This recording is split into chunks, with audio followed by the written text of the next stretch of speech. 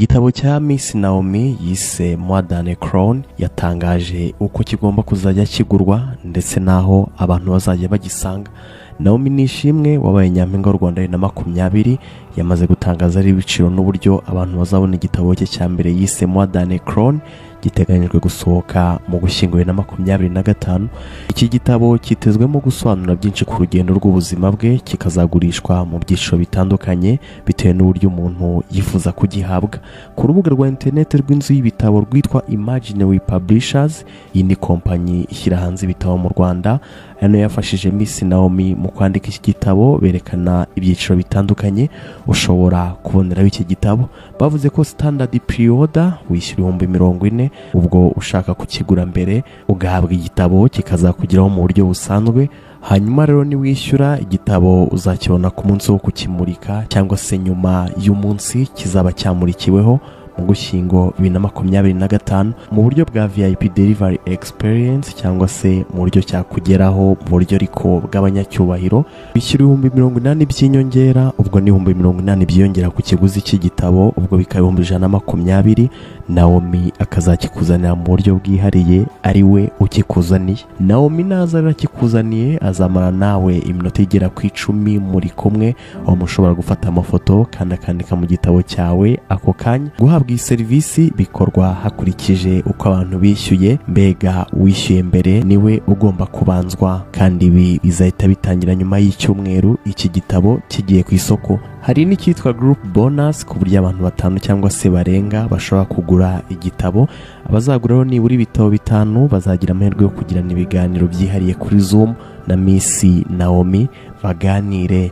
Naho kabaho organization bonus ku bigo bishobora kugura iki gitabo bakagura nibura ibitabo 10 cyangwa se birenga. Abo rero Naomi bwe azabasura ku kigo cyabo, atanga ikiganiro ndetse anabagezeho ibyo bitabo mu buryo bwihariye, mu buryo bw'umwihariko anabaganirize. Mu gitabo rero More Than a Crown mu Kinyarwanda ubwo birenze ikamba, Naomi agaragaza ubuzima bwe bwite mu buryo butaryarya kuva mu bwangavu bw'i Kigali akazamuka rero ijwi rye rikagera ku rubyiniro akaba Miss w'u Rwanda. Akavuga ko ari umukobwa wabonye umuryango we urembejwe n'agahinda gakabije bikarangira abaye umugore mushya wize kubana hagati y'urukundo rw'abantu benshi no gukira ibikomere mu buzima bwe bwite. Naomi wagizwe ambasaderi wa UNICEF Rwanda mu Kwakira 2023 akunze gusangiza ubuzima bwe rero ku mbuga nkoranyambaga, ahagaruka ku byanyuzemo birimo ihungabana n'ihohoterwa ryo kuri murandasi ari ryo cyberbullying.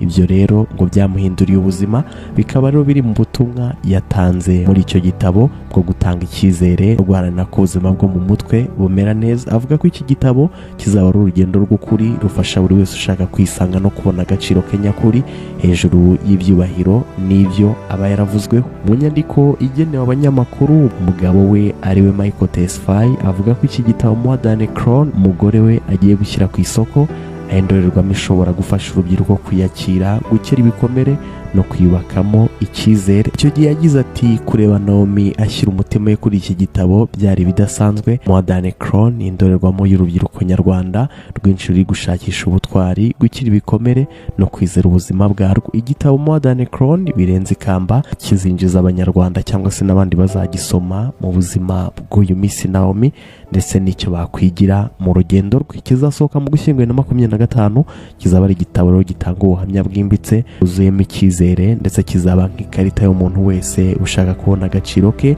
kajyanye n'ukuri kwe, aho kwishingikira ku by'abandi bamwambitse cyangwa se ku mateka y'ibyo yagiye anyuramo. Iki gitabo rero Naomi nakizanira umuntu azishyura 80,000, naho ubundi kugihabwa mu buryo busanzwe ni 40,000. Ushaka no kubona iki gitabo ujya ku rubuga rwitwa Imaginary.rwa ukareba icyo gitabo cyitwa More Than a Crown. Urabona hari standard pre-order. Iyi standard pre-order igitabo barakikuzanira ukishyura 40,000 gusa ngo wagura ibitabo birenze 5, ukaba wagira inama kuri Zoom na Naomi mukaganira.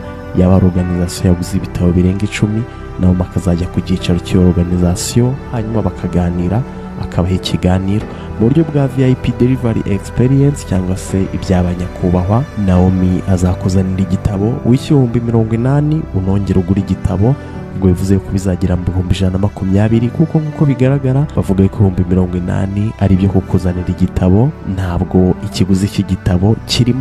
Ushaka rero kugura iki gitabo ujya ku rubuga Imaginewe.rw ukareba icyo gitabo Modern Crown, ukareba icyo ushaka ukaba wakigura ugakora kuri pre-order now, bahita bakujyana ku rubuga rero wakiguriramo, aho usabwa kwemeza imyirondoro yawe, ugashyiramo nimero za telefone, ugashyiramo na email, hanyuma ugahitamo uburyo bwo kwishyura. Ushobora kwishyura kuri mobile money, Airtel money cyangwa se ugakoresha ikarita, nuko rero igitabo kikazakugeraho, washaka akazakikuzanira ukongeraho 80 n'ibyo. Duhure mu bindi